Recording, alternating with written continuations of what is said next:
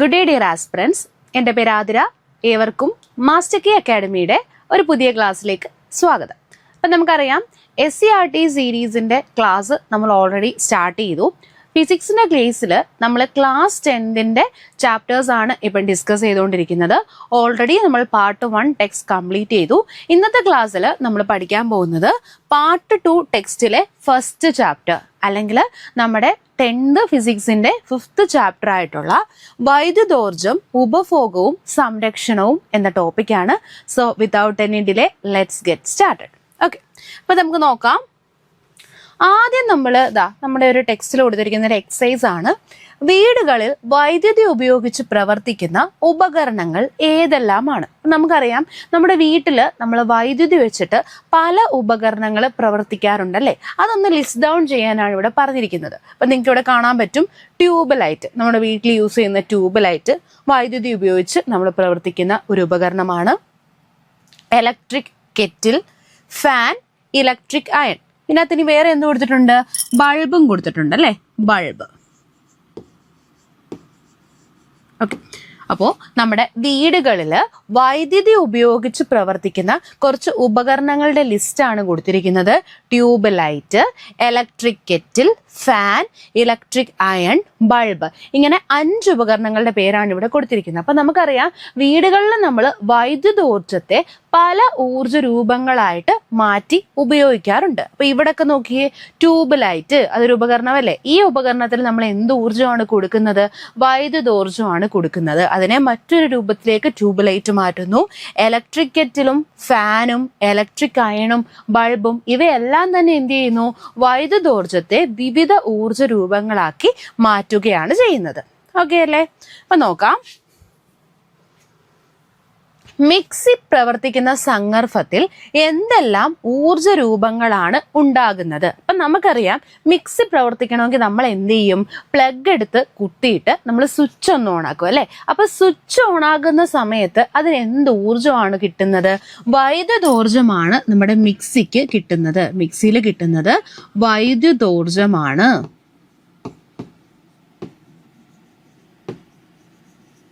Okay, വൈദ്യുതോർജ്ജമാണ് നമ്മുടെ മിക്സിയിൽ കിട്ടുന്നത്.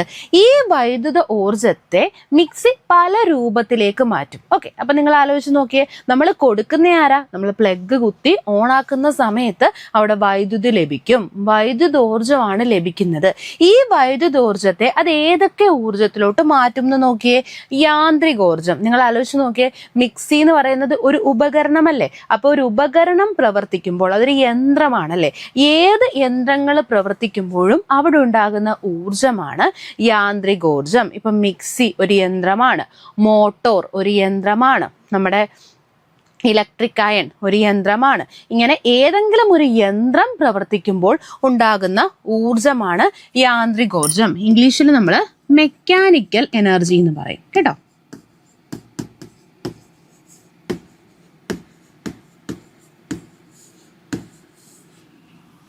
ഓക്കെ, സോ മിക്സിയിൽ നമ്മൾ കൊടുക്കുന്ന ഊർജം ഏതാണ്? വൈദ്യുതോർജ്ജമാണ് അല്ലെങ്കിൽ ഇലക്ട്രിക്കൽ എനർജിയാണ്.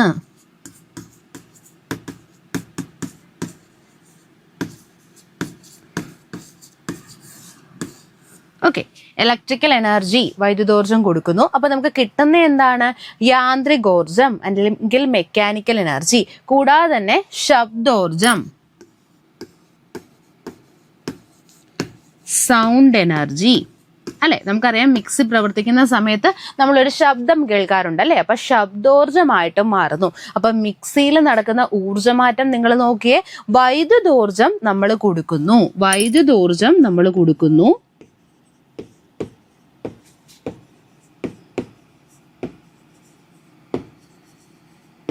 നമുക്ക് ഔട്ട്പുട്ടിൽ എന്തൊക്കെ കിട്ടുന്നു? വൈദ്യുതോർജ്ജം എന്തൊക്കെയായിട്ടാണ് മാറുന്നത്? യാന്ത്രികോർജവും ശബ്ദോർജവും.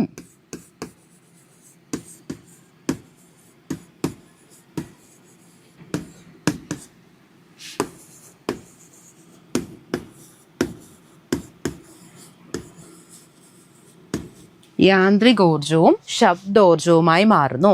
സോ വൈദ്യുതോർജം കൊടുക്കുന്നു, ഔട്ട്പുട്ടിൽ എന്തൊക്കെ കിട്ടുന്നു? യാന്ത്രികോർജവും കിട്ടുന്നു, ശബ്ദോർജവും കിട്ടുന്നു. ഇത്രയൊക്കെ ആണല്ലോ. ഓക്കെ, അപ്പൊ ഒരു മിക്സിയുടെ പ്രവർത്തനമാണ് ഇവിടെ കൊടുത്തിരിക്കുന്നത്. വൈദ്യുതോർജത്തെ യാന്ത്രികോർജവും ശബ്ദോർജവുമാക്കി മാറ്റുന്ന ഒരു ഉപകരണമാണ് അല്ലെങ്കിൽ യന്ത്രമാണ് നമ്മുടെ മിക്സി. ഓക്കെ, അപ്പൊ അടുത്തത് നോക്കിയേ. ഇത് എപ്പോഴും പല PSC പരീക്ഷകളിലും ചോദിക്കുന്നതാണ്.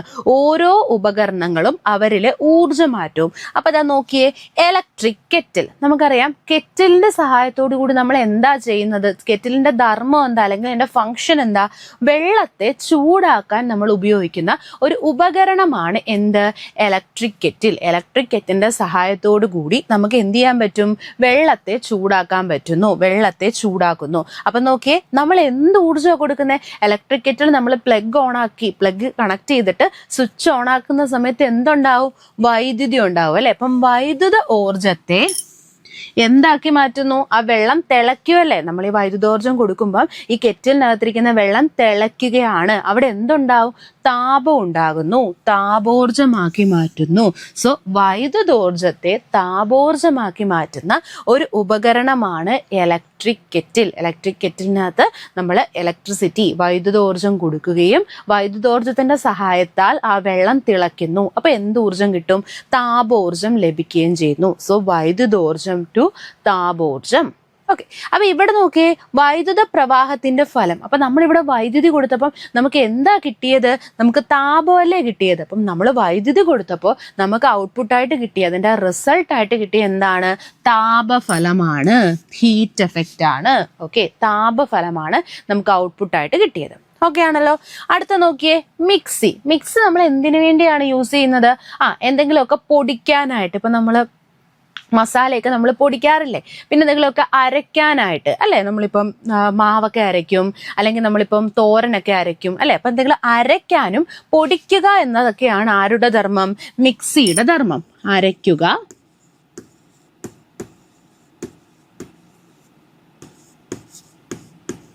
പൊടിക്കുക. ഓക്കെ, അപ്പൊ മിക്സിയിൽ നോക്കിയേ, എന്ത് ഊർജം എന്തായിട്ടാ മാറുന്നത്? മിക്സിയിൽ നമ്മൾ എന്ത് ചെയ്യുന്നു? പ്ലഗ് കുത്തുന്നു, സ്വിച്ച് ഓൺ ആക്കുന്നു. അപ്പൊ എന്തുണ്ടാവും? വൈദ്യുതോർജം ഉണ്ടാവും അല്ലെ. അപ്പം വൈദ്യുതോർജം എന്തായി മാറുന്നു? നോക്കിയേ, വൈദ്യുതോർജമാണ് നമ്മൾ കൊടുക്കുന്നത്.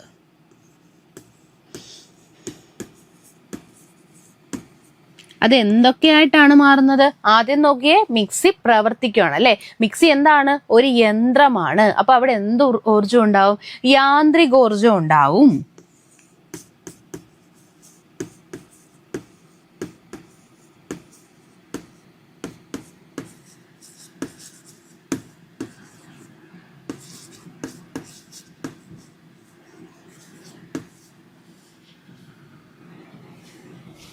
പ്ലസ് ശബ്ദോർജം. യാന്ത്രികോർജം ഉണ്ടാവുന്നുണ്ട്, ശബ്ദോർജവുമാണ് ഇവിടെ പ്രധാനമായിട്ടും ഉണ്ടാകുന്നത്. ഓക്കെ, അപ്പൊ ഇവിടെ നോക്കിയേ, മിക്സിയുടെ കേസിൽ നമ്മൾ കണ്ടു വൈദ്യുത ഊർജം കൊടുക്കുമ്പോൾ യാന്ത്രികോർജം ഉണ്ടാവുന്നുണ്ട്, ശബ്ദോർജവുമാണ് ഉണ്ടാവുന്നത്. പക്ഷെ നമ്മളിവിടെ മെയിനായിട്ടും നമുക്ക് ഇമ്പോർട്ടൻ്റ് ആയിട്ടുള്ള ഏതാണ്? നിങ്ങൾ നോക്കിയേ, ശബ്ദം ഉണ്ടാവുന്നു, യാന്ത്രികോർജം ഉണ്ടാവുന്നു. നമുക്ക് പക്ഷെ പ്രാധാന്യമുള്ളത് ഈ യാന്ത്രികോർജമാണ് കേട്ടോ. കാരണം ശബ്ദോർജം എന്ന് പറയുമ്പോഴത്തേക്ക് നമുക്ക് ഇതിന്റെ ഈ ശബ്ദം കൊണ്ട് നമുക്ക് ഗുണമൊന്നുമില്ല. അവിടെ കുറെ ഊർജം നഷ്ടപ്പെടുന്നത് മാത്രമാണ് കേട്ടോ സംഭവിക്കുന്നത്. കാരണം നമ്മൾ വൈദ്യുതോർജം കൊടുക്കുമ്പം വൈദ്യുതോർജം മെയിനായിട്ടും യാന്ത്രികോർജമായി മാറിയാൽ മതി. പക്ഷെ അതിന്റെ ഒരു ഭാഗം എന്ത് ചെയ്യുന്നുണ്ട്? ഇങ്ങനെ ശബ്ദോർജമായിട്ട് നഷ്ടപ്പെടുകയാണ്. ഓക്കെ, ഇനി നമുക്ക് ഈ വൈദ്യുത പ്രവാഹത്തിന്റെ ഫലം എന്തെന്ന് ചോദിച്ചാൽ ഇവിടെ നമ്മൾ കാന്തിക ഫലമാണ് പറയേണ്ടത്. കാരണം നമ്മുടെ ഈ ഒരു മിക്സി എടുത്ത് നോക്കിക്കഴിഞ്ഞാൽ അതിന്റെ ഉള്ളിൽ ഒരു മാഗ്നറ്റിക് ഫീൽഡ്, കാന്തിക മണ്ഡലം ഉണ്ടാവുകയും കാന്തിക ഫലമാണ് ഇവിടെ, കാന്തിക ഫലത്തിന്റെ ഭാഗമായിട്ടാണ് ഇവിടെ യാന്ത്രികോർജം ഉൽപ്പാദിപ്പിക്കപ്പെടുന്നത് കേട്ടോ. അപ്പോൾ മിക്സിയുടെ കേസിൽ ചോദിച്ചാൽ നമ്മൾ പറയണം വൈദ്യുത പ്രവാഹം വഴി ഇതിനകത്ത് എന്തുണ്ടാവുന്നുണ്ട്? ഒരു കാന്തിക മണ്ഡലം ഉണ്ടാവുന്നുണ്ട്. സോ കാന്തിക ഫലമാണ് ഇവിടെ മെയിൻ ആയിട്ടും എന്തായിട്ട് വരുന്നത്?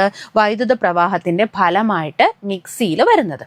ഓക്കെ, അടുത്തത് നോക്കിയേ, ഇലക്ട്രിക് അയൺ. നമ്മൾ അയൺ ബോക്സ് അല്ലെങ്കിൽ നമ്മുടെ തേപ്പോട്ടി എന്നൊക്കെ പറയാം അല്ലേ. അപ്പം ഇലക്ട്രിക് അയണിന്റെ ഫംഗ്ഷൻ എന്താ? അത് എന്തിനു വേണ്ടിയാണ് നമ്മൾ ഉപയോഗിക്കുന്നത്? തുണിയിലെയൊക്കെ മടക്കുകളൊക്കെ നിവർത്താൻ വേണ്ടിയാണ് അല്ലേ. അപ്പൊ തുണിയൊക്കെ തേക്കാൻ വേണ്ടി, മടക്കുകൾ നിവർത്താൻ വേണ്ടി ഉപയോഗിക്കുന്ന ഉപകരണമാണ് ഇലക്ട്രിക് അയൺ.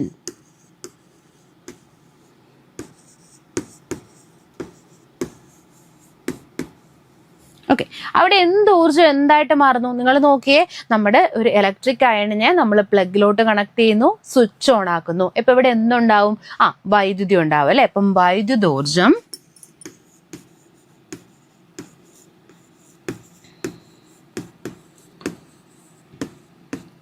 എന്തൊക്കെയായിട്ട് മാറുന്നു? വൈദ്യുതോർജ്ജം പ്രധാനമായിട്ടും എന്ത് ഊർജ്ജമായിട്ടാണ് മാറുന്നത്? താപോർജ്ജമാണ് അല്ലെ. അപ്പൊ ആ വൈദ്യുതി കൊടുക്കുമ്പോൾ നമുക്ക് എന്തുണ്ടാവുന്നു? അവിടെ ഒരു താപം ഉണ്ടാവുകയും അതിന്റെ സഹായത്തോടു കൂടി നമുക്ക് തുണികളെ എളുപ്പത്തിൽ നിവർത്താനൊക്കെ സഹായിക്കുന്നു അല്ലെ. മടക്കുകൾ മാറ്റി എളുപ്പത്തിൽ നിവർത്താൻ സഹായിക്കുന്നു.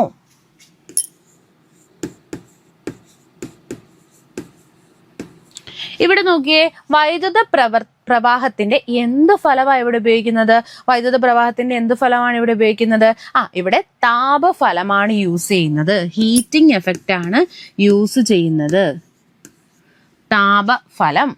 ഓക്കെ, ഇനി നമുക്ക് വേറൊരു ഉപകരണം എഴുതാം. നമ്മുടെ ബൾബ്, പണ്ട് കാലങ്ങളിൽ ഉപയോഗിച്ച ബൾബ്.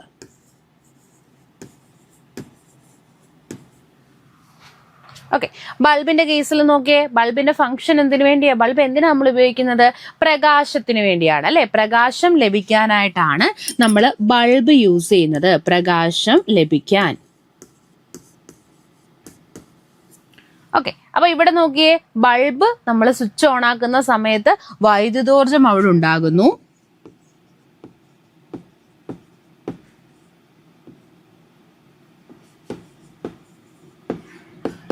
അത് പ്രവർത്തിച്ചു കഴിയുമ്പം എന്തായിട്ട് മാറുന്നു? വൈദ്യുതോർജ്ജം എന്തായിട്ട് മാറുന്നു? പ്രകാശോർജ്ജവും ഉണ്ടാവുന്നുണ്ട്. അതുപോലെ നിങ്ങൾ ഈ ബൾബുകളെയൊക്കെ ഒന്ന് തൊട്ടു നോക്കുമ്പോൾ നല്ല ചൂട് അനുഭവപ്പെടും. അതായത് അവിടെ താപോർജ്ജവും ഉണ്ടാവുന്നുണ്ട്, അതോടൊപ്പം എന്തോർജ്ജവും ഉണ്ടാവുന്നുണ്ട്? പ്രകാശോർജ്ജം ഉണ്ടാവുന്നുണ്ട് കേട്ടോ. വൈദ്യുതി കൊടുക്കുമ്പോൾ നമുക്ക് ലൈറ്റ് കിട്ടുന്നുണ്ട്, പ്രകാശോർജ്ജം കിട്ടും, അതോടൊപ്പം തന്നെ താപവും ഉണ്ടാവുന്നുണ്ട്, താപോർജ്ജം ഉണ്ടാവുന്നു. പ്രകാശോർജ്ജം പ്ലസ് താപോർജ്ജം.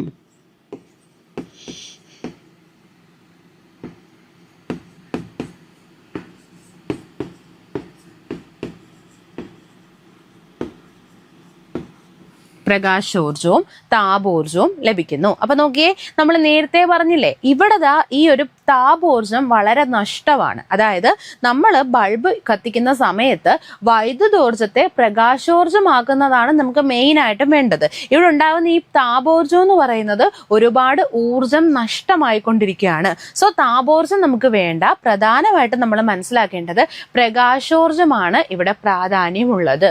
ഓക്കെ, അടുത്ത നോക്കിയേ, വൈദ്യുത പ്രവാഹത്തിന്റെ എന്ത് ഫലമാണ് ഇവിടെ ഉപയോഗിക്കുന്നത്? നിങ്ങൾ നോക്കിയേ, ഇലക്ട്രിക് ബൾബ് ഉപയോഗിക്കുമ്പോൾ വൈദ്യുത പ്രവാഹത്തിന്റെ ഏത് ഫലമാണ് നമുക്ക് പ്രധാനമായിട്ട് കിട്ടുന്നത്? പ്രകാശമാണ് അല്ലേ.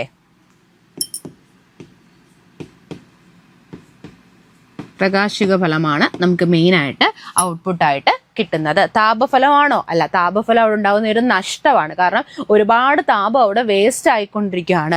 നമ്മൾക്കിവിടെ പ്രധാനമായിട്ടും വേണ്ടത് പ്രകാശത്തിന്റെ ഫലമാണ്, പ്രകാശഫലമാണ് ഇവിടെ നമുക്ക് ഔട്ട്പുട്ടായിട്ട് കിട്ടുന്നത്. ഓക്കെ, അപ്പൊ ഇവിടെ നിങ്ങൾ മനസ്സിലാക്കേണ്ട ഇതാണ്, നമ്മുടെ ഊർജ സംരക്ഷണ നിയമത്തെ അടിസ്ഥാനപ്പെടുത്തിയാണ് ഈ കാര്യങ്ങളൊക്കെ പറഞ്ഞത്. അതായത് ഏതെങ്കിലും ഒരു വസ്തുവിന് ഒരു ഊർജം കിട്ടിയാൽ ആ ഊർജത്തിനെ അതിനെ സൃഷ്ടിക്കാനോ നശിപ്പിക്കാനോ കഴിയില്ല. പകരം അവർ എന്ത് ചെയ്യും? ഊർജത്തെ ഒരു രൂപത്തിൽ നിന്നും മറ്റൊരു രൂപത്തിലേക്ക് മാറ്റാനാണ് ശ്രമിക്കുന്നത്. ഊർജത്തെ സൃഷ്ടിക്കാൻ കഴിയില്ല, നശിപ്പിക്കാൻ കഴിയില്ല, മറിച്ച് എന്ത് ചെയ്യുന്നു? ഒരു രൂപത്തിൽ നിന്നും മറ്റൊരു രൂപത്തിലേക്ക് മാറ്റുകയാണ് ചെയ്യുന്നത്. ഇവിടെ നമ്മൾ അങ്ങനെയാണല്ലേ കണ്ടത്. ഇപ്പൊ ഇലക്ട്രിക് കെറ്റില് നമ്മൾ വൈദ്യുതോർജം കൊടുക്കുന്നു. ഈ വൈദ്യുതോർജത്തെ കെറ്റിൽ എന്താക്കി മാറ്റുന്നു? താപോർജമാക്കി മാറ്റുന്നു. ഒരു ഊർജത്തെ മറ്റൊരു ഊർജത്തിലേക്ക് മാറ്റുന്നു. ഓക്കെ, അപ്പൊ ഇത് എന്ത് നിയമവുമായി ബന്ധപ്പെട്ടത് എന്ന് ചോദിച്ചാൽ നിങ്ങൾ പറയണം, ഊർജ സംരക്ഷണ നിയമവുമായി ബന്ധപ്പെട്ടതാണ്. ഊർജ സംരക്ഷണ നിയമം അടിസ്ഥാനപ്പെടുത്തിയാണ് ഈ ഉപകരണങ്ങളെല്ലാം തന്നെ പ്രവർത്തിക്കുന്നത്. ഓക്കെ അല്ലേ? ഓക്കെ, അടുത്തത് നോക്കാം. വൈദ്യുത പ്രവാഹത്തിന്റെ വിവിധ ഫലങ്ങൾ ഉളവാക്കാൻ കഴിയുമെന്ന് പട്ടികയിൽ നിന്നും മനസ്സിലാക്കിയില്ലേ? അപ്പൊ നിങ്ങൾ നോക്കിയേ, ഇവിടെ നമ്മൾ വൈദ്യുതി കൊടുക്കുമ്പോൾ വിവിധ ഫലങ്ങളാണ് നമുക്ക് കിട്ടുന്നത്. ഒരിടത്ത് നമുക്ക് താപഫലം കിട്ടി, മറ്റൊരിടത്ത് കാന്തിക ഫലം കിട്ടി, ഒരിടത്ത് പ്രകാശിക ഫലം കിട്ടി. അപ്പൊ നമ്മൾ വൈദ്യുതം കൊടുത്താൽ തന്നെ നമുക്ക് എന്ത് കിട്ടുന്നുണ്ട്? പല ഫലങ്ങളാണ് കിട്ടുന്നത്. താപഫലം കിട്ടി, കാന്തിക ഫലം കിട്ടി, പ്രകാശിക ഫലം കിട്ടി. അതാണ് ഇവിടെ പറയുന്നത്. വൈദ്യുത പ്രവാഹത്തിന് വിവിധ ഫലങ്ങൾ ഉളവാക്കാൻ കഴിയുമെന്ന് മനസ്സിലായില്ലേ? മനസ്സിലായി. നമുക്ക് പട്ടികയിൽ നിന്നും മനസ്സിലായി. വൈദ്യുത പ്രവാഹം കൊടുത്തു കഴിഞ്ഞാൽ നമുക്ക് പല ഫലങ്ങളാണ് ഉണ്ടാകുന്നത്. ഇവയിൽ താപം ഉൽപ്പാദിക്കപ്പെടുന്ന ഉപകരണങ്ങൾ ഏതൊക്കെ? എവിടൊക്കെയാണ് താപഫലം ഉപയോഗിക്കുന്നത്? ഒരെണ്ണം കൊടുത്തിട്ടുണ്ട്, ഇലക്ട്രിക് അയൺ. നമ്മൾക്കറിയാം ഇലക്ട്രിക് അയണില് താപഫലമാണ് ഉപയോഗിക്കുന്നത്. ഓക്കെ, പിന്നെ വേറെ എവിടെയാണ് യൂസ് ചെയ്യുന്നത്? താപഫലം ഉപയോഗിക്കുന്ന ഉപകരണം ഏതാ? നമ്മുടെ ഇൻഡക്ഷൻ കുക്കർ ഇല്ലേ? നമ്മുടെ വീടുകളിൽ പാചകം ചെയ്യുന്ന ഇൻഡക്ഷൻ കുക്കർ, അതിനകത്ത് എന്ത് തന്നെ യൂസ് ചെയ്യുന്നത്? താപഫലമല്ലേ? നമ്മൾ വൈദ്യുതോർജ്ജം കൊടുക്കും. വൈദ്യുതോർജ്ജം കൊടുക്കുമ്പോഴത്തേക്ക് അവിടെ എന്തുണ്ടാവും? ഒരു താപഫലം ഉണ്ടാവും അല്ലെ? അതുകൊണ്ടാണ് നമുക്ക് എന്ത് ചെയ്യാൻ പറ്റുന്നത്? ഫുഡൊക്കെ പെട്ടെന്ന് കുക്ക് ചെയ്യാനൊക്കെ പറ്റുന്നത് അല്ലെ? അപ്പൊ താപഫലം ഉപയോഗിക്കുന്ന മറ്റൊരു ഉപകരണമാണ് ഇൻഡക്ഷൻ കുക്കർ. ഇലക്ട്രിക് അയൺ ഉണ്ട്, അടുത്തത് ഇൻഡക്ഷൻ കുക്കർ. Okay, okay. ഇനി നമുക്ക് താപഫലത്തെ പറ്റി നമുക്ക് ഡീറ്റെയിൽഡ് ആയിട്ട് പഠിക്കാനുണ്ട്. വൈദ്യുത പ്രവാഹത്തിന്റെ താപഫലം, അതായത് നമുക്ക് വൈദ്യുതി കൊടുക്കുമ്പോൾ നമുക്ക് താപഫലം കിട്ടുന്ന ഉപകരണങ്ങൾ, ഇതുമായിട്ട് ബന്ധപ്പെട്ട് ജൂൾസ് നിയമം, അതിന്റെ ഇക്വേഷൻ, അതിന്റെ കുറച്ച് പ്രോബ്ലംസ്, ഇതാണ് നമ്മുടെ ഇനിഷ്യൽ പാർട്ടിൽ കൊടുത്തിരിക്കുന്നത്. അപ്പൊ ആദ്യത്തെ പോർഷനിൽ നിങ്ങൾക്ക് ഏതൊക്കെ രീതിയിൽ ഊർജത്തെ പരിവർത്തനം ചെയ്യാം എന്നൊരു ഐഡിയയ്ക്ക് വേണ്ടിയാണ് ആ ബോക്സ് പറഞ്ഞത്. അതായത് നമുക്ക് ഒരു ഊർജത്തെ മറ്റൊരു ഊർജത്തിലേക്ക് എളുപ്പത്തിൽ മാറ്റാൻ പറ്റും. വിവിധ തരത്തിലുള്ള ഉപകരണങ്ങളും അവരുടെ ഊർജ്ജമാറ്റവും നമ്മൾ പഠിച്ചു. ഇനി നമ്മളിപ്പോൾ കണ്ടു താപഫലം. നമുക്ക് വൈദ്യുതി കൊടുക്കുമ്പോൾ താപഫലം ഉണ്ടാവുന്നുണ്ട്, പ്രകാശഫലം ഉണ്ടാവുന്നുണ്ട്, കാന്തിക ഫലം ഉണ്ടാവുന്നുണ്ട്. പക്ഷെ നമുക്കിവിടെ മെയിൻ ആയിട്ട് പഠിക്കാൻ ഉള്ളത് താപഫലത്തെ പറ്റിയാണ്. വൈദ്യുതി കൊടുക്കുമ്പോൾ ഉണ്ടാകുന്ന താപഫലത്തെ പറ്റിയാണ് നമുക്ക് പഠിക്കാനുള്ളത്. അപ്പൊ അതാ നോക്കിയേ, വൈദ്യുതോർജ്ജം പ്രധാനമായും താപോർജ്ജമായി മാറുന്നതാണ് വൈദ്യുതിയുടെ താപഫലം. വൈദ്യുതിയുടെ താപഫലം എന്ന് പറഞ്ഞു കഴിഞ്ഞാൽ നമ്മൾ വൈദ്യുതോർജ്ജം കൊടുക്കുന്നു, നമ്മൾ ഇൻപുട്ടിൽ വൈദ്യുതോർജ്ജം കൊടുക്കുന്നു. അപ്പം നമുക്ക് ഔട്ട്പുട്ടിൽ എന്താ കിട്ടുന്നത്? താപോർജ്ജമായിരിക്കും കിട്ടുന്നത്. അപ്പം വൈദ്യുതോർജ്ജം കൊടുക്കുമ്പം അത് താപോർജ്ജമായി മാറുമല്ലോ. ഈ ഒരു പ്രതിഭാസത്തെ വിളിക്കുന്ന പേരാണ് വൈദ്യുതിയുടെ താപഫലം. വൈദ്യുതിയുടെ താപഫലം എന്ന് പറഞ്ഞാൽ എന്താ? വൈദ്യുതോർജ്ജം കൊടുക്കുമ്പോൾ താപോർജ്ജം കിട്ടുന്ന പ്രക്രിയയെ വിളിക്കുന്ന പേരാണ് വൈദ്യുതിയുടെ താപഫലം. ഇത് പ്രയോജനപ്പെടുത്തുന്ന ഉപകരണങ്ങളാണ് വൈദ്യുത താപന ഉപകരണങ്ങൾ അല്ലെങ്കിൽ ഇലക്ട്രിക് ഹീറ്റിംഗ് അപ്ലയൻസസ്. ഓക്കെ, അപ്പം വൈദ്യുതിയുടെ താപഫലം ഉപയോഗിക്കുന്ന ഉപകരണങ്ങളെ നമ്മൾ വിളിക്കുന്ന പേരാണ് വൈദ്യുത താപന ഉപകരണങ്ങൾ അല്ലെങ്കിൽ ഇലക്ട്രിക് ഹീറ്റിംഗ് അപ്ലയൻസസ്. ഏത് ഉപകരണമാണോ വൈദ്യുതിയുടെ താപഫലം ഉപയോഗിക്കുന്നത് അവരെ വിളിക്കുന്ന പേരാണ് വൈദ്യുത താപന ഉപകരണങ്ങൾ അല്ലെങ്കിൽ ഇലക്ട്രിക് ഹീറ്റിംഗ് ഡിവൈസസ്. ഏതൊക്കെയാണ് നമ്മളിപ്പോൾ പഠിച്ചത്? Electric iron,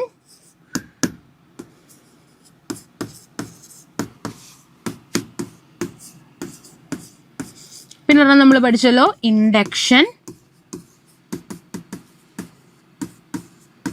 cooker. Induction cooker. Okay, അപ്പൊ ഇതൊക്കെയാണല്ലോ. ഇനി നമ്മൾ ഒരു എക്സാമ്പിളിലൂടെ കാര്യങ്ങൾ പറയാൻ പോവാണ്. അപ്പൊ ഇത്രയും കാര്യങ്ങൾക്ക് നിങ്ങൾക്ക് മനസ്സിലായല്ലോ. വൈദ്യുതി കൊടുത്തു കഴിയുമ്പോൾ നമുക്ക് താപോർജ്ജം ലഭിക്കും. അപ്പോൾ അവിടെ ഉണ്ടാവുന്നതാണ് വൈദ്യുതിയുടെ താപഫലം. അപ്പം വൈദ്യുതിയുടെ താപഫലം ഉപയോഗിക്കുന്ന ഉപകരണങ്ങളെ വിളിക്കുന്ന പേരാണ് വൈദ്യുത താപന ഉപകരണങ്ങൾ അല്ലെങ്കിൽ ഇലക്ട്രിക് ഹീറ്റിംഗ് അപ്ലയൻസസ്. ഓക്കെ, അപ്പൊ നമ്മൾ അതിനുമായിട്ട് ബന്ധപ്പെട്ട് നമ്മൾ 2 ഇലക്ട്രിക് ഹീറ്റിംഗ് അപ്ലയൻസസ് അല്ലെങ്കിൽ വൈദ്യുത താപന ഉപകരണങ്ങളെ പരിചയപ്പെട്ടു. ഒന്ന് ഇലക്ട്രിക് അയണും അടുത്തത് ഇൻഡക്ഷൻ കുക്കറും. അടുത്തത് ഒരു എക്സാമ്പിൾ ആണ്. നോക്കിയേ, 5 സെന്റിമീറ്റർ നീളമുള്ള നിക്രോം കമ്പി.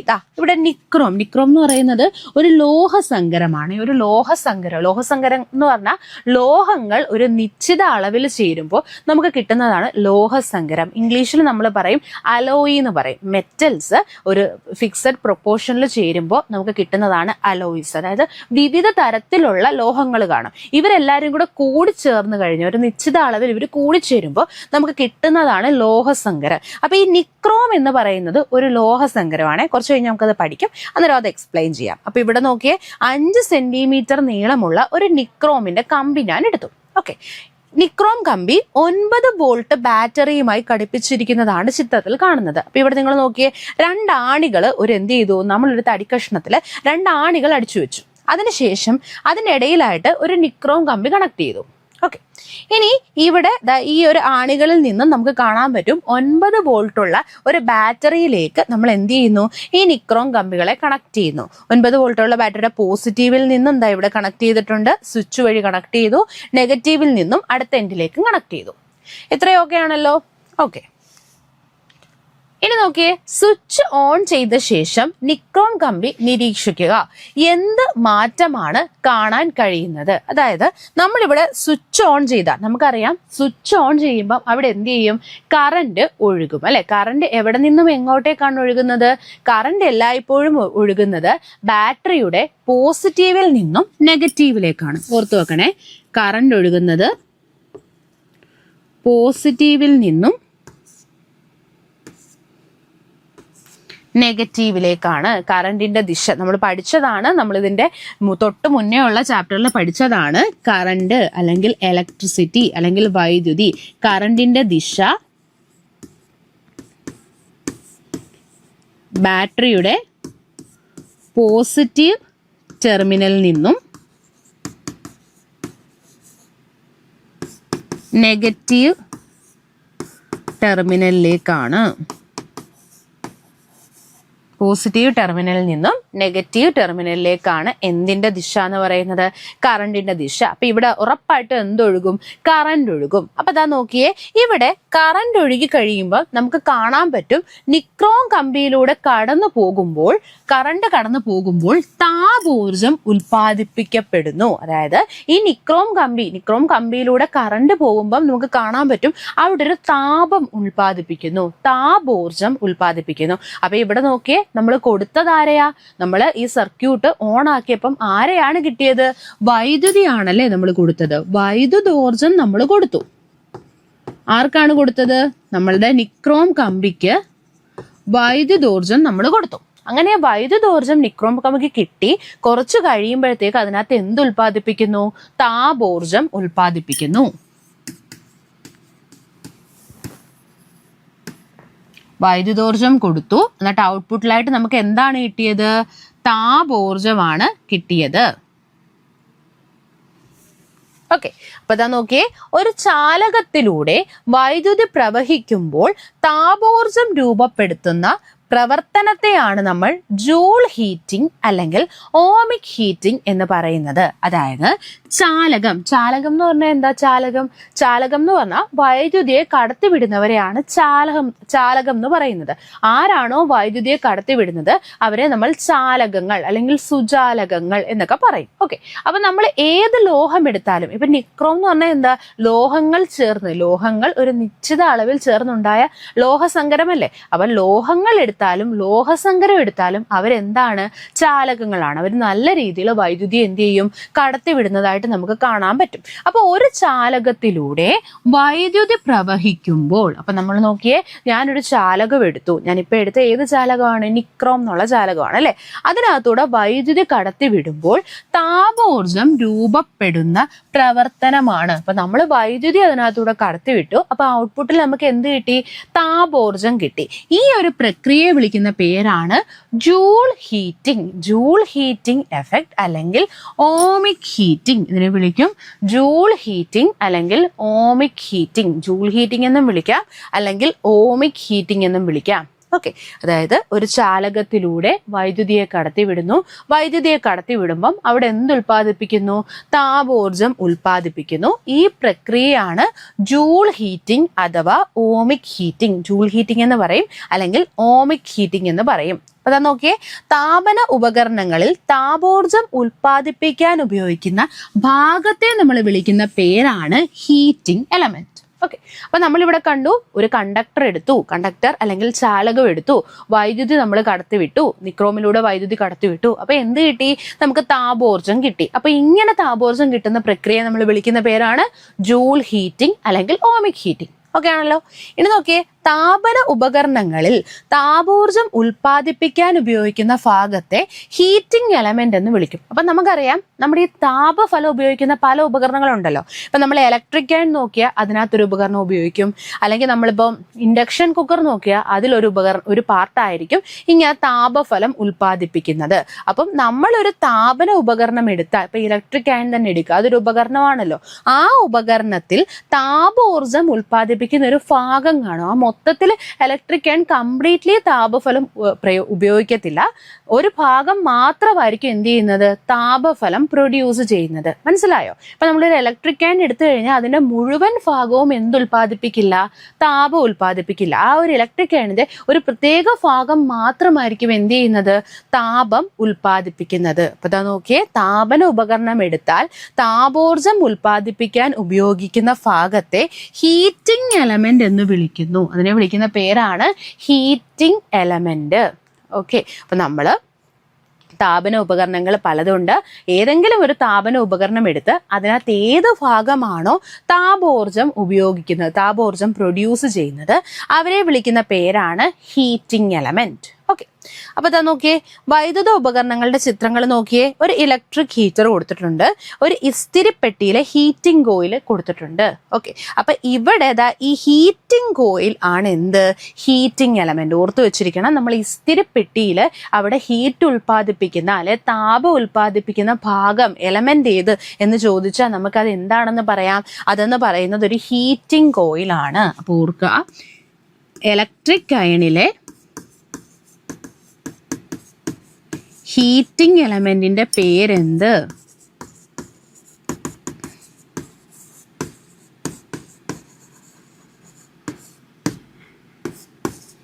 അതാണ് ഹീറ്റിംഗ് കോയിൽ. ഓക്കെ, ഒരു ഇലക്ട്രിക് അയൺ എടുത്തു കഴിഞ്ഞാൽ അവിടുത്തെ ഹീറ്റിംഗ് എലമെന്റിനെ നമ്മൾ വിളിക്കുന്ന പേരാണ് ഹീറ്റിംഗ് കോയിൽ. ഓക്കെ ആണോ? ഹീറ്റിംഗ് കോയിലാണ് അവിടുത്തെ ഹീറ്റിംഗ് എലമെന്റ്. ഇത്രയും നിങ്ങൾക്ക് ക്ലിയർ ആയിട്ട് മനസ്സിലായോ? ഓക്കെ, നിക്രോം എന്ന ലോഹസങ്കരം ഉപയോഗിച്ചാണ് ഹീറ്റിംഗ് കോയിൽ നിർമ്മിച്ചിരിക്കുന്നത്. അപ്പം നമ്മളിപ്പോൾ കണ്ടു, നമ്മൾ ഒരു ഇലക്ട്രിക് അയൺ എടുക്കുമ്പോൾ നമ്മൾ കണ്ടു അവിടുത്തെ ഹീറ്റിംഗ് എലമെന്റിനെ നമ്മൾ വിളിക്കുന്ന പേരെന്താ? Heating coil. കാരണം എന്താ, ഇങ്ങനെ ഈ ഒരു പിക്ചർ നിങ്ങൾക്ക് കാണാൻ പറ്റും. ഇത് ഇങ്ങനെ കോയിൽ ഫോമിലാണ്, ഇങ്ങനെ ചുറ്റി ചുറ്റി ചുറ്റി കോയിലിന്റെ രൂപത്തിലാണ് ഇത് കാണപ്പെടുന്നത്. അതുകൊണ്ടാണ് ഇതിന് ഹീറ്റിംഗ് കോയിൽ, അതായത് ഇത് താപം ഉണ്ടാക്കുകയും ചെയ്യും, ഇത് കോയിൽ ഷേപ്പിലുമാണ്. അതുകൊണ്ടാണ് ഹീറ്റിംഗ് കോയിൽ എന്ന് പറയുന്നത്. ഇനി ഹീറ്റിംഗ് കോയിൽ നിർമ്മിച്ചിരിക്കുന്നത് ആരെ കൊണ്ടാണ് എന്ന് ചോദിച്ചാൽ നിങ്ങൾ പറയണം നിക്രോം. നമ്മളിപ്പോൾ കണ്ടു, നേരത്തെ നിക്രോമിന്റെ ഒരു എക്സാമ്പിൾ നമ്മൾ കണ്ടില്ലേ? ആ ഒരു എക്സാമ്പിൾ ഇൻട്രൊഡ്യൂസ് ചെയ്തത് തന്നെ ഇതിനു വേണ്ടിയാണ്.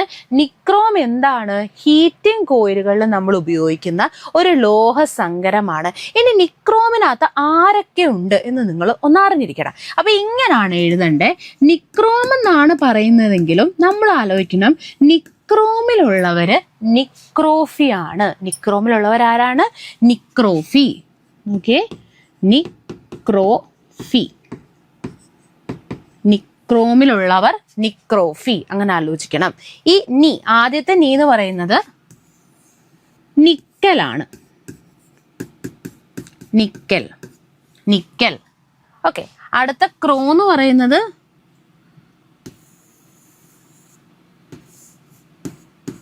ക്രോമിയമാണ്. നിക്കലിലുള്ളത്, നീയിലുള്ളത് നിക്കലാണ്, ക്രോയിലുള്ളത് ക്രോമിയമാണ്, എഫിയിലുള്ളത് അയൺ ആണ്. എഫി എന്ന് പറഞ്ഞാൽ ഫെറം എന്നാണ് കേട്ടോ. അയണിന്റെ ലാറ്റിൻ നെയിം ആണ് ഫെറം. അതിൽ നിന്ന് വെച്ചിട്ട് നമ്മൾ എഫി. ഓക്കെ, അപ്പൊ നോക്കിയേ, നിക്രോം എന്നത് എന്താണ്? Heating coil. നമ്മൾ ഹീറ്റിംഗ് കോയിലിലെ എലമെന്റ് ആയിട്ട് ഉപയോഗിക്കുന്നവരാണ് നിക്രോം. നിക്രോമിൽ ആരൊക്കെയുണ്ട്? നിക്രോഫി, nickel, chromium, iron, nickel, chromium, iron എന്നിവ ചേർന്നിട്ടാണ് നിക്രോം നിർമ്മിച്ചിരിക്കുന്നത്. അതാണ് അടുത്ത ചോദ്യം. നിക്രോമിന്റെ എന്തെല്ലാം സവിശേഷത ഉള്ളത് കൊണ്ടാണ് ഹീറ്റിംഗ് കോയിലായിട്ട് നിർമ്മിച്ചിരിക്കുന്നത്? അപ്പൊ നിക്രോമിന്റെ പോയിന്റ്സ് പഠിക്കേണ്ട ഇത്രയുമാണ്. നിക്രോം എന്തായിട്ട് നമ്മൾ ഉപയോഗിക്കും? നമ്മളുടെ ഇലക്ട്രിക് അയണിലെ ഹീറ്റിംഗ് കോയിലായിട്ട് ഉപയോഗിക്കുന്നത് ആര്? നിക്രോമാണ്. നിക്രോമിൽ അടങ്ങിയിരിക്കുന്ന ആരൊക്കെയാണ്? Nickel, chromium, iron. Nickel, chromium, iron ആണ്. ഇതിനെ അതിന്റെ പ്രത്യേകതകൾ നോക്കാം. ഉയർന്ന ഓക്സിഡേഷൻ പ്രതിരോധം. ഉയർന്ന ഓക്സിഡേഷൻ പ്രതിരോധമാണ് നമ്മുടെ നിക്രോമിനുള്ളത്. ഇനി എന്താണ് ഓക്സിഡേഷൻ പ്രതിരോധം എന്ന് നോക്കിയേ. ഉയർന്ന താപനിലയിൽ ഒരു വസ്തുവിന് ഓക്സിജനുമായോ മറ്റ് കാരകങ്ങളുമായോ ഉള്ള സമ്പർക്കത്തിന്റെ ഫലമായുള്ള നാശനത്തെ പ്രതിരോധിക്കാനുള്ള കഴിവാണ് ഓക്സിഡേഷൻ പ്രതിരോധം. ഒന്നുമില്ല, ഓക്സിഡേഷൻ എന്ന് പറഞ്ഞാൽ ഓക്സിജനുമായിട്ടോ അല്ലെങ്കിൽ ഓക്സിജൻ അടങ്ങിയിട്ടുള്ളവരുമായിട്ടോ ചേരുന്നതിനെ പറയുന്ന പേരാണ് ഓക്സിഡേഷൻ. ഇപ്പം ഏതെങ്കിലും ഒരു വസ്തു ഓക്സിജനെ സ്വീകരിക്കുന്നു അല്ലെങ്കിൽ ഓക്സി അടങ്ങിയ ഒരാളെ സ്വീകരിക്കുന്നു. ഈ ഒരു പ്രക്രിയയെ നമ്മൾ വിളിക്കും ഓക്സിഡേഷൻ. ഓക്കെ, അപ്പം ഓക്സിഡേഷൻ വന്നു കഴിഞ്ഞാൽ എന്ത് സംഭവിക്കുന്നതെന്ന് പറഞ്ഞു കഴിഞ്ഞാൽ അവിടെ അത് ഇല്ലാതായിക്കൊണ്ടിരിക്കും, അതിൻ്റെ അളവ് കുറഞ്ഞുകൊണ്ടിരിക്കും. ഇപ്പം നിങ്ങൾ ആലോചിച്ച് നോക്കിയേ, നമ്മളൊരു കോയിൽ എടുക്കുന്നു. അപ്പോൾ കോയിലിനകത്തോട്ട് നമ്മൾ ഏതെങ്കിലും ഒരു വസ്തു വെച്ച് കോയിലുണ്ടാക്കി. അപ്പോൾ അത് ഓക്സിജനുമായിട്ട് ചേരുമ്പം ഈ കോയിലും ആ ഓക്സിജനും കൂടെ ചേരുമ്പോൾ അവിടെ കെമിക്കൽ റിയാക്ഷൻ നടക്കുമ്പോൾ നമ്മുടെ കോയിലിൻ്റെ അളവ് അങ്ങ് കുറഞ്ഞു വന്നുകൊണ്ടിരിക്കും. അപ്പോൾ എന്ത് പറ്റും? കോയിലിൻ്റെ അളവ് കുറയുമ്പോഴത്തേക്ക് കുറെ കഴിഞ്ഞ് കോയിലങ്ങ് ഇല്ലാതാവത്തില്ലേ? അപ്പോൾ എന്ത് നടക്കില്ല? അവിടെ ഹീറ്റിംഗ് എഫക്റ്റ് ഉണ്ടാകാൻ പറ്റില്ല. പകരം നമ്മൾ ഇവിടെ എന്താ ചെയ്യുന്നത്? നമ്മൾ നിക്രോം ആണ് എടുക്കുന്നത്. അപ്പൊ നിക്രോമിന്റെ പ്രത്യേകത എന്താ? ഓക്സിഡേഷൻ പ്രതിരോധമാണ്. അതായത് പ്രതിരോധിക്കുക എന്ന് പറഞ്ഞാൽ തടയുക. ഇത് ഓക്സിഡേഷനെ അനുവദിക്കത്തില്ല. അതായത് നമ്മൾ നിക്രോം എടുത്തു കഴിഞ്ഞാൽ നിക്രോം വയർ എന്ത് ചെയ്യില്ല? ഉയർന്ന താപനില ആകുമ്പോഴത്തേക്ക് ഓക്സിജനോ അല്ലെങ്കിൽ ഓക്സിജനെ പോലുള്ള ആൾക്കാരോ വന്നാൽ അവരെ എന്ത് ചെയ്യില്ല? അവരുമായിട്ട് കൂടിച്ചേരത്തില്ല. അവരെ എന്ത് ചെയ്യും? പ്രതിരോധിക്കും. അപ്പൊ എന്ത് പറ്റില്ല? നമ്മുടെ നിക്രോമിന് വല്ല നാശവും സംഭവിക്കോ? ഇല്ല. നമ്മൾ എടുക്കുന്ന അതേ നിക്രോം അങ്ങനെ തന്നെ നിൽക്കും. അതിന് നാശമൊന്നും സംഭവിക്കില്ല. അതുകൊണ്ടാണ് പറയുന്നത് ഉയർന്ന ഓക്സിഡേഷൻ പ്രതിരോധമുണ്ട്, ഹൈ ഓക്സിഡേഷൻ റെസിസ്റ്റൻസ്. ഇത് ഇമ്പോർട്ടൻ്റ് ആണ്. ഇത് പഴയ SCERT ടെക്സ്റ്റിൽ 10ാം ക്ലാസ്സിലെ ഫസ്റ്റ് ചാപ്റ്റർ ആയിട്ടായിരുന്നു ഇത് കൊടുത്തിരുന്നത്. ഓക്കെ, ഇപ്പോൾ അത് 5th ചാപ്റ്ററിലോട്ട് മാറി. പക്ഷെ ഇതിനകത്ത് കുറേ പോയിന്റ്സും കൂടെ അവർ എക്സ്ട്രാ ആഡ് ചെയ്തിട്ടുണ്ട്. അപ്പം നമുക്കറിയാം റീസെൻ്റ് ആയിട്ട് നടക്കുന്ന ഏതൊരു PSC എക്സാമിനും SCERTയിൽ നിന്നും ക്വസ്റ്റ്യൻസ് വരുന്നുണ്ട്. അതുകൊണ്ട് ഉറപ്പായിട്ടും കൃത്യമായും പഠിച്ചു പോവുക, മനസ്സിലാക്കി പഠിക്കുക. അപ്പം നിങ്ങൾക്ക് എളുപ്പത്തിൽ ഏതൊരു എക്സാമിന് ചോദിച്ചാലും അപ്ലൈ ചെയ്യാൻ പറ്റും കേട്ടോ. അപ്പൊ ഇതാ നോക്കിയേ, ഉയർന്ന ഓക്സിഡേഷൻ പ്രതിരോധം എന്ന് പറഞ്ഞാൽ ഉയർന്ന താപനിലയിൽ ഒരു വസ്തുവിന് ഓക്സിജനുമായോ മറ്റ് ഓക്സികാരകങ്ങളുമായോ ഉള്ള സമ്പർക്കത്തിന്റെ ഫലമായുള്ള നാശത്തെ പ്രതിരോധിക്കാനുള്ള കഴിവാണ് ഓക്സിഡേഷൻ പ്രതിരോധം. അതായത് ഓക്സിഡേഷൻ സംഭവിക്കാൻ അത് അലോ ചെയ്യുന്നില്ല. അതായത് കൂടുതൽ കൂടിച്ചേരാനായിട്ട് ഇപ്പോൾ ഓക്സിജനുമായിട്ട് റിയാക്ട് ചെയ്യുകയോ അല്ലെങ്കിൽ ഓക്സിജൻ അടങ്ങിയിട്ടുള്ളവരുമായിട്ട് ഇവർ റിയാക്ട് ചെയ്യത്തില്ല. അതിനെ എന്ത് ചെയ്യുന്നു? പ്രതിരോധിക്കുന്നു. ഓക്കെ, അടുത്ത നോക്കിയേ, ചുട്ടുപഴുത്ത അവസ്ഥയിൽ ദീർഘനേരം താപോർജം നൽകാനുള്ള കഴിവ്. ഇത് ചുട്ടുപഴുത്ത സ്റ്റേറ്റിൽ കുറേ സമയം എന്ത് നൽകും? നമുക്ക് താപോർജം നൽകും. നിക്രോം ചുട്ടുപഴുത്തിരിക്കുന്ന അവസ്ഥയിൽ കുറേ നേരം നമുക്ക് താപോർജത്തെ ഔട്ട്പുട്ടായിട്ട് തരുന്നു. ഇതിന്റെ റെസിസ്റ്റിവിറ്റി, അതായത് റെസിസ്റ്റിവിറ്റി നമുക്ക് കുറച്ച് കഴിഞ്ഞ് പഠിക്കാം കേട്ടോ. ഇതിന്റെ റെസിസ്റ്റിവിറ്റി, ഇത് കാരണം ചെറിയ നീളം നിക്രോമിന് പോലും ഉയർന്ന റെസിസ്റ്റിവിറ്റി ആണുള്ളത്. അതായത് ഇത് കാരണം ചെറിയ നീളം നിക്രോമിന് പോലും ആവശ്യമായ പ്രതിരോധം ലഭിക്കാൻ കഴിയും. റെസിസ്റ്റിവിറ്റി എന്ന് പറഞ്ഞാൽ ഉയർന്ന റെസിസ്റ്റിവിറ്റിയും പറയാം, ഉയർന്ന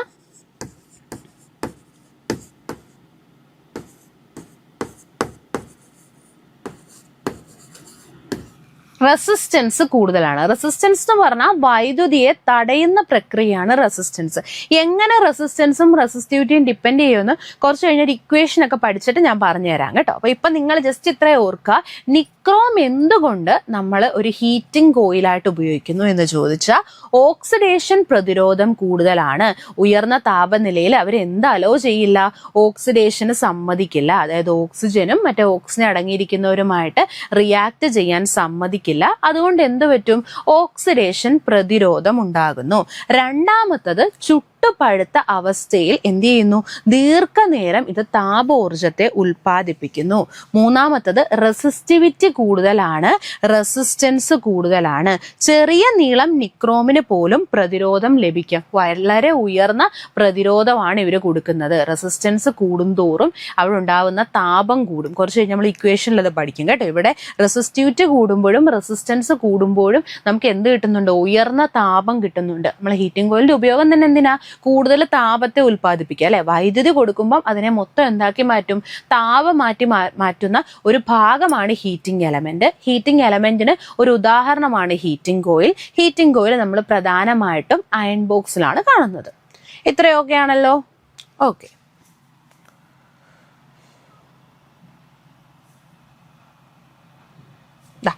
എല്ലാ പദാർത്ഥങ്ങളും ഒരുപോലെയല്ല വൈദ്യുതി കടത്തിവിടുന്നത് എന്നറിയാലോ. അപ്പൊ നമുക്കറിയാം വൈദ്യുതിയെ നല്ല രീതിയിൽ കടത്തിവിടുന്നവരുണ്ട്. അവരെ നമ്മൾ എന്ത് വിളിക്കും? സുചാലകങ്ങൾ അല്ലെങ്കിൽ കണ്ടക്ടേഴ്സ് എന്ന് വിളിക്കും. വൈദ്യുതിയെ നല്ല രീതിയിൽ കടത്തിവിടുന്ന വസ്തുക്കളെ സുചാലകങ്ങൾ അല്ലെങ്കിൽ കണ്ടക്ടേഴ്സ് അല്ലെങ്കിൽ ചാലകം എന്ന് നമ്മൾ വിളിക്കും.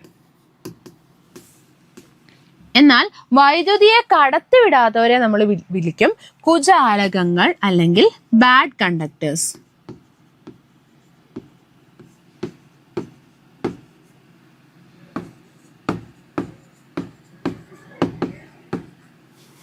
ഓക്കെ, വൈദ്യുതി പ്രതിരോധം എന്ന ചാലകങ്ങളുടെ സവിശേഷതയെ നിർണയിക്കുന്നതിൽ പ്രധാന പങ്ക് വഹിക്കുന്ന ഘടകങ്ങളിൽ ഒന്നാണ് പദാർത്ഥത്തിന്റെ തനത് സ്വഭാവങ്ങളിൽ ഒന്നായ റെസിസ്റ്റിവിറ്റി. ഓക്കെ, അപ്പൊ ചാലകങ്ങളുടെ വൈദ്യുത പ്രതിരോധം എന്ന ചാലകങ്ങളുടെ സവിശേഷതയെ, അതായത് ചാലകങ്ങളുടെ പ്രതിരോധത്തെ ഡിപ്പെൻഡ് ചെയ്യുന്ന ഒരാളാണ് നമ്മുടെ റെസിസ്റ്റിവിറ്റി. പ്രതിരോധത്തെ ആശ്രയിക്കുന്ന ഒരാളാണ് റെസിസ്റ്റിവിറ്റി. അതായത് ഏതെങ്കിലും ഒരു ഉപകരണങ്ങളുടെ പ്രതിരോധം കൂടുതലാണെങ്കിൽ റെസിസ്റ്റിവിറ്റി കൂടുതലായിരിക്കും. പ്രതിരോധം എന്ന് പറഞ്ഞാൽ വൈദ്യുതിയെ തടയുന്ന പ്രക്രിയയാണ് കേട്ടോ. അപ്പം വൈദ്യുതി കടത്തി വിടാതിരിക്കാനുള്ള പ്രക്രിയയാണ് പ്രതിരോധം. ഇത് ഓൾറെഡി നമ്മൾ പഠിച്ചതാണ്. നമ്മുടെ ഈ ടോപ്പിക്സ് ഒക്കെ നമ്മൾ കവർ ചെയ്തതാണ്. നമ്മൾ പ്രതിരോധവും അതുപോലെ തന്നെ റെസിസ്റ്റിവിറ്റി ഒക്കെ അവിടെ ഡിഫൈൻ ചെയ്തേ. ഒന്നുകൂടെ പറയുന്നേ ഉള്ളൂ കേട്ടോ. പ്രതിരോധം എന്ന് പറഞ്ഞാൽ വൈദ്യുതിയെ കടത്തിവിടുന്നില്ല. അപ്പൊ എല്ലാ ഉപകരണങ്ങളും എന്ത് ചെയ്യത്തില്ല?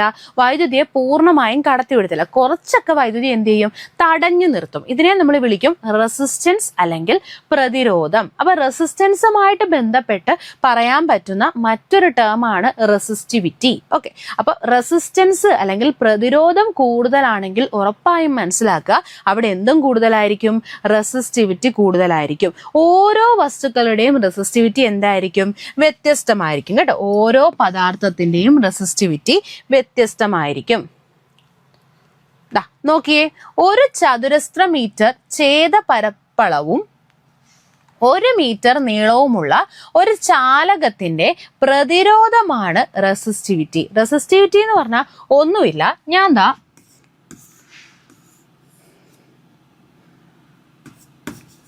1 മീറ്റർ സ്ക്വയർ ഏരിയ ഉള്ള ഒരു വസ്തു എടുത്തു. ഇതിന്റെ ഏരിയ എത്രയാണ്? 1 മീറ്റർ സ്ക്വയർ ആണ് ഇതിന്റെ ഏരിയ. ഇതിന്റെ നീളം എന്ന് പറയുന്നത് 1 മീറ്ററും ആണ്. ഓക്കെ, അങ്ങനെ ഒരു വയർ എടുത്താലും മതി. ഒരു വയറെടുത്തു, നീളം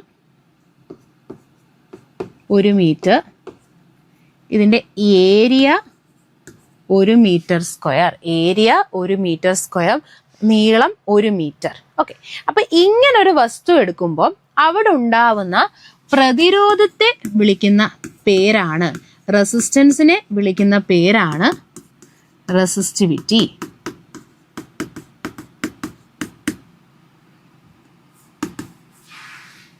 ഓക്കെ, അതായത് 1 ചതുരശ്ര മീറ്റർ ഛേദതല പരപ്പളവും 1 മീറ്റർ സ്ക്വയർ ഏരിയയും 1 മീറ്റർ നീളവും ഉള്ള ഒരു ചാലകത്തിന്റെ പ്രതിരോധത്തെ നമ്മൾ വിളിക്കുന്ന പേരാണ് എന്ത്? റെസിസ്റ്റിവിറ്റി. മനസ്സിലായോ? നമ്മളൊരു വസ്തു എടുക്കുന്നു, അതിന്റെ ഏരിയ 1 മീറ്റർ സ്ക്വയർ ആണ്, നീളം 1 മീറ്റർ ആണെങ്കിൽ അവിടെ ഉണ്ടാവുന്ന പ്രതിരോധത്തെ നമ്മൾ വിളിക്കുന്ന പേരാണ് റെസിസ്റ്റിവിറ്റി. ഇതിനെ ഗ്രീക്ക് അക്ഷരമായ റോ കൊണ്ട് സൂചിപ്പിക്കുന്നു. റോ എന്ന ലെറ്റർ കൊണ്ടാണ് ഇത് സൂചിപ്പിക്കുന്നത്. റെസിസ്റ്റിവിറ്റി എങ്ങനെയാണ്? റോ, ഇതാ ഇങ്ങനെ റോ. റെസിസ്റ്റിവിറ്റിയെ റെപ്രസെന്റ് ചെയ്യുന്ന ലെറ്റർ റോയാണ്. ഓക്കെ, ഇതിന്റെ യൂണിറ്റ് നോക്കിയേ, ഓം മീറ്റർ. യൂണിറ്റ് എന്താണ്? ഓം മീറ്റർ. കാരണം ഇക്വേഷൻ ഇങ്ങനെയാണേ, റെസിസ്റ്റൻസ് എന്ന് പറയുന്നത് റോ, റെസിസ്റ്റിവിറ്റി ഇൻറ്റു നീളം ബൈ ഏരിയ. ഇതാണ് ഇക്വേഷൻ. റെസിസ്റ്റൻസ്, പ്രതിരോധം എന്ന് പറയുന്നത് റെസിസ്റ്റിവിറ്റി ഇൻറ്റു നീളം ബൈ ഏരിയ. അപ്പോൾ ഓരോന്നിന്റെ യൂണിറ്റ് എഴുതാം. റെസിസ്റ്റൻസ്, പ്രതിരോധത്തിന്റെ യൂണിറ്റ് ഓം ആണ്. നമ്മൾ പഠിച്ചതാണ്. പ്രതിരോധത്തിന്റെ യൂണിറ്റ് ഓം ആണ്. റെസിസ്റ്റിവിറ്റിയുടെ യൂണിറ്റ് നമുക്ക് അറിയില്ല. നീളത്തിന്റെ യൂണിറ്റ് പറഞ്ഞാൽ, നീളം നമ്മൾ അളക്കുന്ന യൂണിറ്റ് എന്താ? മീറ്റർ ആണല്ലേ. ഓക്കെ, ഏരിയയുടെ യൂണിറ്റ് മീറ്റർ സ്ക്വയർ. ഏരിയയുടെ യൂണിറ്റ് മീറ്റർ സ്ക്വയർ. ഈ മീറ്ററും ഇതിനകത്തുള്ള ഒരു മീറ്ററും പോയി. അപ്പൊ നമുക്ക് കിട്ടും ഓം എന്ന് പറയുന്നത് റോ ബൈ മീറ്റർ. ഇവിടെ ഹരിച്ച മീറ്റർ ഇക്വേഷൻ അപ്പുറം പോകുമ്പോൾ എന്താവും? ഗുണിക്കും അല്ലെ. അപ്പൊ ഓം മീറ്റർ, ഇതാണ് റെസിസ്റ്റിവിറ്റിയുടെ യൂണിറ്റ്. ഇതിന്റെ യൂണിറ്റ് എന്താണ്? ഓം മീറ്റർ. ഓർത്തു വെക്കണേ, റെസിസ്റ്റിവിറ്റിയുടെ യൂണിറ്റ് ഓം മീറ്റർ ആണ്. അടുത്ത നോക്കിയേ, ഒരു ചാലകത്തിന്റെ പ്രതിരോധത്തെ, റെസിസ്റ്റൻസിനെ സ്വാധീനിക്കുന്ന ഘടകങ്ങളാണ് ചാലകത്തിന്റെ നീളം, അതുപോലെ തന്നെ ഛേദതല പരപ്പളവ്, പദാർത്ഥത്തിന്റെ സ്വഭാവം. ഓക്കെ, അപ്പോൾ റെസിസ്റ്റൻസ് ചോദിക്കാം, പ്രതിരോധം ആരെയൊക്കെ ആശ്രയിക്കുന്നു? അപ്പൊ നമുക്ക് മനസ്സിലാവും, പ്രതിരോധം റെസിസ്റ്റൻസ് മെയിൻലി 3 പേരെ ആശ്രയിക്കും. ഒന്നെന്ന് പറയുന്നത് നമ്മൾ എടുക്കുന്ന വസ്തുവിന്റെ നീളം, നീളത്തെ ആശ്രയിക്കും. അതായത് നീളം കൂടുതലാണെങ്കിൽ ഉറപ്പായിട്ടും പ്രതിരോധം കൂടുതലായിരിക്കും. നീളം കുറവാണെങ്കിൽ പ്രതിരോധം കുറവായിരിക്കും. അതായത് നേരനുപാതത്തിലാണ് കേട്ടോ. റെസിസ്റ്റൻസും നീളവും നേരനുപാതത്തിലാണ്. നീളം കൂടിയാൽ റെസിസ്റ്റൻസ് കൂടും, നീളം കുറഞ്ഞാൽ റെസിസ്റ്റൻസ് കുറയും. നീളവും റെസിസ്റ്റൻസും നേരനുപാതം. ഓക്കെ, അടുത്തത് പരപ്പളവ്, ഏരിയ. ഓക്കെ, റെസിസ്റ്റൻസും ഏരിയയും വിപരീത അനുപാതത്തിലാണ്. പ്രതിരോധവും ഏരിയയും വിപരീത അനുപാതം. അതായത് ഏരിയ കൂടുതലാണെങ്കിൽ പ്രതിരോധം കുറവ്, ഏരിയ കൂടുതലാണെങ്കിൽ ഏരിയ കുറവാണേ പ്രതിരോധം കൂടുതൽ, ഏരിയ കൂടുതലാണേ പ്രതിരോധം കുറവ്. വിപരീത അനുപാതം. നമ്മളിപ്പം എടുക്കുന്ന വസ്തുവിന്റെ ഏരിയ കൂടുതൽ, അതിന്റെ പരപ്പളവ് കൂടുതലാണേ അവിടുത്തെ പ്രതിരോധം കുറവായിരിക്കും. പരപ്പളവ് കുറവാണെങ്കിലോ പ്രതിരോധം കൂടുതലായിരിക്കും. സോ റെസിസ്റ്റൻസും പരപ്പളവും വിപരീത അനുപാതത്തിലാണ്. പ്രതിരോധവും ഏരിയയും എന്താണ്? വിപരീത അനുപാതത്തിലാണ്. ഓക്കെ, അപ്പൊ അതാ നോക്കിയേ, നീളത്തെ ആശ്രയിക്കുന്നു. പ്രതിരോധം ആരെയൊക്കെ ആശ്രയിക്കുന്നു? നീളത്തെ ആശ്രയിക്കും. നീളം കൂടിയ പ്രതിരോധം കൂടും, നീളം കുറഞ്ഞ പ്രതിരോധം കുറയും. അടുത്തത് പരപ്പളവിനെ ആശ്രയിക്കുന്നു. പരപ്പളവ് കൂടിയാൽ റെസിസ്റ്റൻസ്, പ്രതിരോധം കുറയും. പരപ്പളവ് കുറഞ്ഞാൽ പ്രതിരോധം കൂടും. ഓക്കെ, ഇനി ആശ്രയിക്കുന്നത് വസ്തുവിന്റെ, പദാർത്ഥത്തിന്റെ സ്വഭാവത്തെയാണ്. ഓരോ പദാർത്ഥത്തിനും ഓരോന്നാണ്. പദാർത്ഥത്തിന്റെ സ്വഭാവത്തെയാണ് ഇനി ആശ്രയിക്കുന്നത്. പദാർത്ഥത്തിന്റെ സ്വഭാവം. നീളത്തെ ആശ്രയിക്കും എന്ന് പറഞ്ഞു, പരപ്പളവിനെ ആശ്രയിക്കും എന്ന് പറഞ്ഞു, പദാർത്ഥത്തിന്റെ സ്വഭാവത്തെ ആശ്രയിക്കുന്നു എന്ന് പറഞ്ഞു. ഇത്രയൊക്കെ അല്ലേ? ഓക്കെ, ഇങ്ങനെ വെച്ചിട്ടാണ് കേട്ടോ ഈ ഒരു ഇക്വേഷൻ വന്നത്. നമ്മൾ കണ്ടു പ്രതിരോധം നീളത്തിന് നേരനുപാതം, പ്രതിരോധം പരപ്പളവിന് വിപരീത അനുപാതം. അപ്പൊ ഇത് രണ്ടും കൂടെ ഒരുമിച്ച് എഴുതാം. ആർ, ഇവിടെ എല്ല് താഴെ. അപ്പൊ ഈ പ്രൊപ്പോർഷണാലിറ്റി, നമുക്കത് ഈ ഒരു പ്രൊപ്പോർഷണാലിറ്റി മാറ്റാൻ നമ്മൾ ഉപയോഗിക്കുന്ന കോൺസ്റ്റന്റ് ആണ് റോ അല്ലെങ്കിൽ റെസിസ്റ്റിവിറ്റി. ഓക്കെ, ഇത് ചോദിച്ചിട്ടുള്ളതാണ്. പ്രതിരോധം ആരെയൊക്കെ ആശ്രയിക്കുന്നു? നീളത്തെ ആശ്രയിക്കുന്നു, പരപ്പളവിനെ ആശ്രയിക്കുന്നു, പദാർത്ഥത്തിന്റെ സ്വഭാവത്തെ ആശ്രയിക്കുന്നു. ഇത്രയൊക്കെയാണല്ലോ. ഓക്കെ, അപ്പോൾ റെസിസ്റ്റൻസ് എന്ന് പറഞ്ഞാൽ എന്താ? വൈദ്യുതി കടത്തി വിടാത്ത, അതായത് വൈദ്യുതിയെ പ്രതിരോധിക്കുന്ന പ്രതിഭാസത്തെയാണ് നമ്മൾ റെസിസ്റ്റൻസ് അല്ലെങ്കിൽ പ്രതിരോധം എന്ന് വിളിക്കുന്നത്.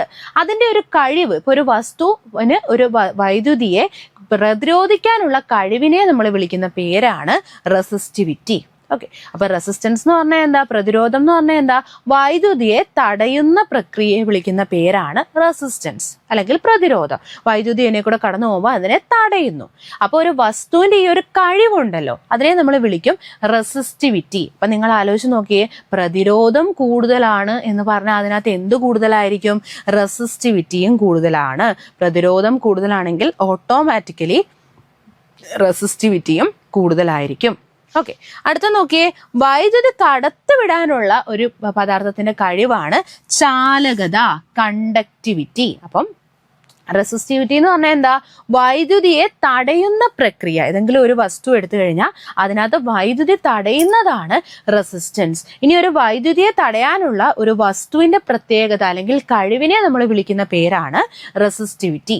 ഓക്കെ, ഇനി ഒരു വൈദ്യുതിയെ കടത്തിവിടുന്നതിനെ നമ്മൾ വിളിക്കുന്ന പേരാണ്, കടത്തിവിടാൻ ഒരു വസ്തുവിന്റെ കഴിവിനെ വിളിക്കുന്ന പേരാണ് ചാലകത അല്ലെങ്കിൽ കണ്ടക്ടിവിറ്റി. അപ്പോൾ ഓർത്തു വെക്കുക, റെസിസ്റ്റിവിറ്റിയുടെ വ്യുൽക്രമമാണ് കണ്ടക്ടിവിറ്റി അല്ലെങ്കിൽ ചാലകത. അതായത്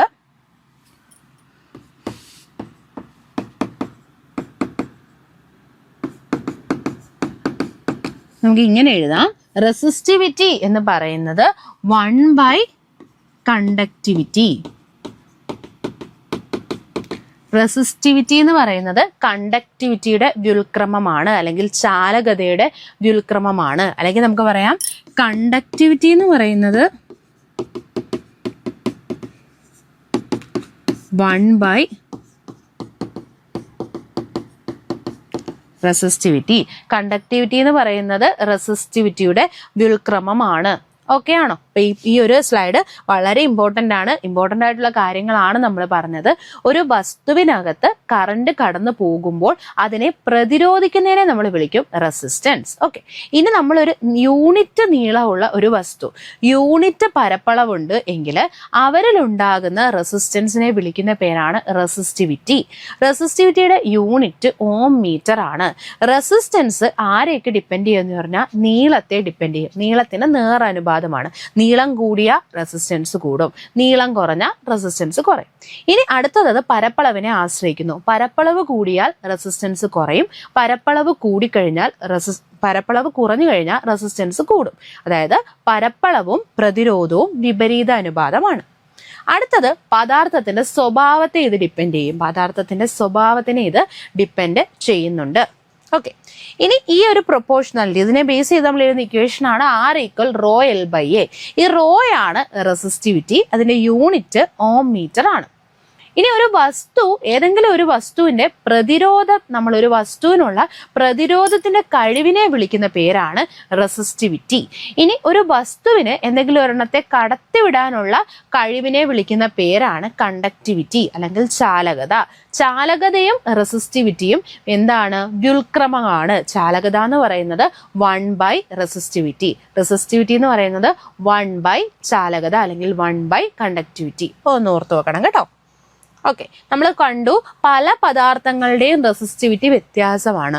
നമുക്ക് വെള്ളി നോക്കിയാൽ 1.59 × 10⁻⁻8, ചെമ്പ് നോക്കിയാൽ 1.68 × 10⁻⁻8, അലൂമിനിയം നോക്കിയാൽ 2.65 × 10⁻⁸, ടങ്സ്റ്റൺ 5.6 × 10⁻⁸, അയൺ 9.71 × 10⁻⁸, ലെഡ് 22 × 10⁻⁸, നിക്രോം നോക്കിയേ 100 × 10⁻⁸. അപ്പൊ നിങ്ങൾക്ക് എന്ത് മനസ്സിലായി? ഏറ്റവും കൂടുതൽ റെസിസ്റ്റിവിറ്റി ഉള്ള ആള് ആരാണ്? നിക്രോം ആണ്. നിക്രോമിന് റെസിസ്റ്റിവിറ്റി കൂടുതലാണെങ്കിൽ ഉറപ്പായും എന്തും കൂടുതലായിരിക്കും, റെസിസ്റ്റൻസും കൂടുതലായിരിക്കും. അതുകൊണ്ടാണ് നമ്മളെ അവർ എവിടെ ഉപയോഗിക്കുന്നത്? ഹീറ്റിംഗ് കോയിലുകളിൽ ഉപയോഗിക്കുന്നത്. ഇത്രയും ഓക്കെ അല്ലേ? ഓക്കെ, അപ്പം നമുക്ക് നോക്കിയേ, ഹീറ്റിംഗ് കോയിൽ ഇല്ലാതെ പ്രവർത്തിക്കുന്ന താപന ഉപകരണങ്ങളും ഉപയോഗത്തിലുണ്ട്. അപ്പം നമ്മൾ കണ്ടു ഹീറ്റിംഗ് എലമെന്റ് എന്നെ ബേസ് ചെയ്ത്, അതായത് ഹീറ്റിംഗ് എലമെന്റ് ഹീറ്റിംഗ് കോയിൽ ആകുന്നത് എവിടെയാണ്? ഇത് നമ്മൾ ഇലക്ട്രിക് അയണിലാണ് നമ്മളിത് കണ്ടത് അല്ലേ? ഹീറ്റിംഗ് കോയിലാണ് അവിടുത്തെ ഹീറ്റിംഗ് എലമെന്റ്. എന്നാൽ എല്ലാ ഉപകരണങ്ങളിലും ഈ ഹീറ്റിംഗ് കോയിൽ ആയിരിക്കില്ല heating element. Induction cooker, microwave ഓവനിലൊക്കെ എന്ത് യൂസ് ചെയ്യുന്നില്ല, നമ്മൾ ഹീറ്റിംഗ് കോയിൽ യൂസ് ചെയ്യുന്നില്ല. അപ്പം നമുക്ക് ആ രണ്ട് ഉപകരണങ്ങളെയും കൂടി ഇന്നത്തെ ക്ലാസ്സിൽ ഒന്ന് പഠിച്ചു നിർത്താം കേട്ടോ. എന്നിട്ട് അടുത്ത ക്ലാസ്സിൽ നമുക്ക് ജൂൾസ് ഹീറ്റിംഗ് എഫക്റ്റ്, ആ ജൂൾസ് ഇക്വേഷൻ ഒക്കെ നമുക്ക് പഠിക്കാം. ഓക്കെ, അപ്പോൾ അതാ നോക്കിയേ ഇൻഡക്ഷൻ കുക്കർ. അപ്പം ഇൻഡക്ഷൻ കുക്കർ നമുക്ക് ആദ്യം ഒന്ന് നോക്കാം. നിരന്തരം മാറിക്കൊണ്ടിരിക്കുന്ന കാന്തിക മണ്ഡലം കാന്തിക വസ്തുക്കളിലെ താപം ഉൽപ്പാദിപ്പിക്കുന്നു എന്ന തത്വത്തെ അടിസ്ഥാനമാക്കിയാണ് ഇൻഡക്ഷൻ കുക്കർ പ്രവർത്തിക്കുന്നത്. അപ്പൊ നമ്മളൊരു ഇൻഡക്ഷൻ കുക്കർ നോക്കിക്കഴിഞ്ഞാൽ അവിടെ കാന്തിക മണ്ഡലം വേരി ചെയ്തുകൊണ്ടിരിക്കും. അതായത് അവിടെ നമ്മൾ കൊടുക്കുന്ന ഒരു മാഗ്നറ്റിക് ഫീൽഡ് മാറ്റിക്കൊണ്ടേയിരിക്കും, നിരന്തരമായി മാറ്റുന്നു. നിരന്തരമായി ഒരു കാന്തിക മണ്ഡലം മാറുന്നു, കാന്തിക വസ്തുക്കളിൽ താപം ഉൽപ്പാദിപ്പിക്കുന്നു. അപ്പൊ ഇങ്ങനെ മാറിക്കൊണ്ടിരിക്കുന്ന ഒരു കാന്തിക മണ്ഡലം അവിടെ എന്തുണ്ടാക്കുന്നു? ഒരു താപഫലത്തെ ഉൽപ്പാദിപ്പിക്കുന്നു. അപ്പൊ നമുക്ക് പറയാം ഇൻഡക്ഷൻ കുക്കറിൽ താപഫലം ഉണ്ടാവാൻ കാരണം എന്താ? അവിടുത്തെ കാന്തിക മണ്ഡലമാണ്, നിരന്തരം മാറിക്കൊണ്ടിരിക്കുന്ന കാന്തിക മണ്ഡലമാണ്. അല്ലാതെ അവിടെ ഹീറ്റിംഗ് ഓയിൽ ഒന്നും ഇല്ല, മറിച്ച് നിരന്തരം മാറിക്കൊണ്ടിരിക്കുന്ന കാന്തിക മണ്ഡലത്തിന്റെ സഹായത്താലാണ് ഇൻഡക്ഷൻ കുക്കറിൽ എന്തുണ്ടാകുന്നത്? താപഫലം ഉൽപ്പാദിപ്പിക്കുന്നത്. ഓക്കെ അല്ലേ? അടുത്തത് നോക്കിയേ, മൈക്രോവേവ് അവൻ. മൈക്രോവേവ് അവൻ ഉപയോഗിച്ച് ജലാംശമുള്ള ഭക്ഷണ പദാർത്ഥങ്ങൾ മാത്രമേ പാചകം ചെയ്യാൻ കഴിയുകയുള്ളൂ. മൈക്രോവേവ് ഓവൻ താപോർജ്ജമായി മാറിയാണ് ഭക്ഷണ പദാർത്ഥങ്ങൾ പാകം ചെയ്യപ്പെടുന്നത്. അതായത് നമ്മുടെ മൈക്രോവേവ് ഓവനകത്ത് നമ്മൾ ജലാംശമുള്ള ഭക്ഷണ പദാർത്ഥങ്ങളെ എന്ത് ചെയ്യുന്നു? നമ്മൾ കുക്ക് ചെയ്യാനായിട്ട് ഉപയോഗിക്കുന്നു അല്ലെ.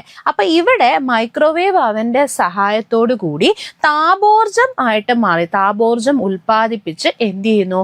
വസ്തുക്കളെ നമ്മൾ പാചകം ചെയ്യാനായിട്ട് സഹായിക്കുന്നു. അപ്പൊ ഇവിടെ മൈക്രോവേവ് അവന്റെ കേസിൽ താപോർജ്ജം ഉൽപ്പാദിപ്പിക്കുന്നത് മൈക്രോവേവുകളാണ് കേട്ടോ. മൈക്രോവേവിന്റെ സഹായത്താലാണ് എന്തുൽപ്പാദിപ്പിക്കുന്നത്? നമ്മളുടെ താപം ഉൽപ്പാദിപ്പിക്കുന്നത്. അപ്പോൾ ചിലയിടങ്ങളിൽ ഹീറ്റിംഗ് കോയിൽ, അയണൊക്കെ ഉപയോഗിക്കുമ്പം ഹീറ്റിംഗ് എലമെന്റ് ആയിട്ട് ഹീറ്റിംഗ് കോയിൽ ഉപയോഗിക്കുന്നു.